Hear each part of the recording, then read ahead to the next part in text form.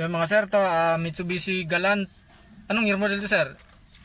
1997 yata. 97. Yan, bali ang issue nito mga sir yung RPM niya. Yan, anda rin ang mga sir pero hindi umangat yung yung RPM gauge niya. Pag nirip siya, gagalaw na ng konti. Tapos pag nanakbo sir, naangat lang na hanggang 1,000. Yun. Pero dapat, yan, kagaya niya. Yan dapat mga yan eh. Angat yan, Mga 800 Pero dapat wala yan eh. Pero maandar siya, mabilis. Pag mabilis ka. Pero konting angat lang din. Pag galit na yung makina. Galit na galit na. Ayan, buksan natin ito mga sir, Mitsubishi Galant. Ang issue yung RPM gauge niya hindi gumana ng tama. Pag galit na daw yung makina, sabi ng mayari, saka lang inaangat ng hanggang 1,000 lang sir. Oo, hanggang 1,000. Hanggang 1,000 lang. Ayan, RPM gauge lang naman ang problema sa kanya. Buksan natin ito mga sir. Yan ito mga sir, yung panel gauge ng Mitsubishi Galant. Yan. Ang issue nito mga sir, RPM gauge lang. Hindi gumana ng ayos. Pag naka-idle lang siya, naka-zero lang siya.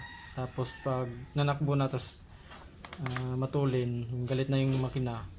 Saka naangat ng hanggang 1,000 lang daw. Minsan hindi pa daw abot sa 1,000. Gawin natin ito mga sir.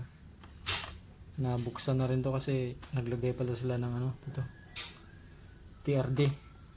Yan, napansin ko nga dito sa speedometer, pag on pa lang ng susi, naangat na ng isang guhit yung sa speedometer, nawala sa kalibrasyon niya nung naglagay sila nitong yung kulay puti na to, yung ilaw na yan, yung TRD.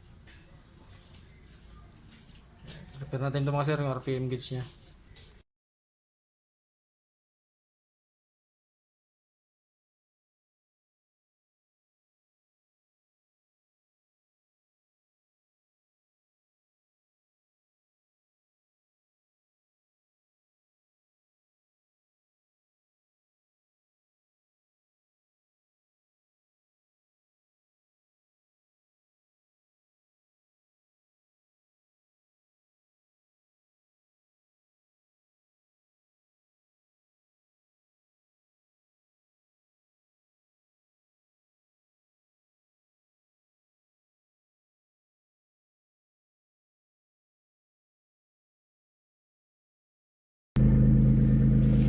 Yan mga sir, ito na yung RPM ng Mitsubishi Galant na hindi gumana.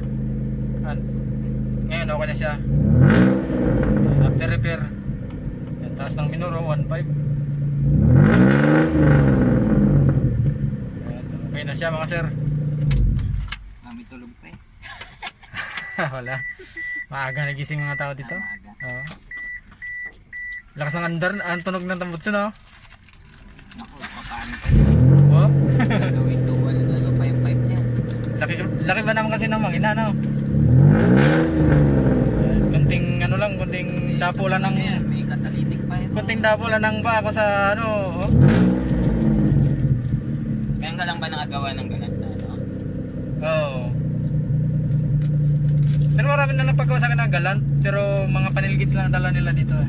Kaya hindi ko alam na ganyan yung settings ng RPM niya, 1.5. Parang alam ko nasa 1.5 talaga yan.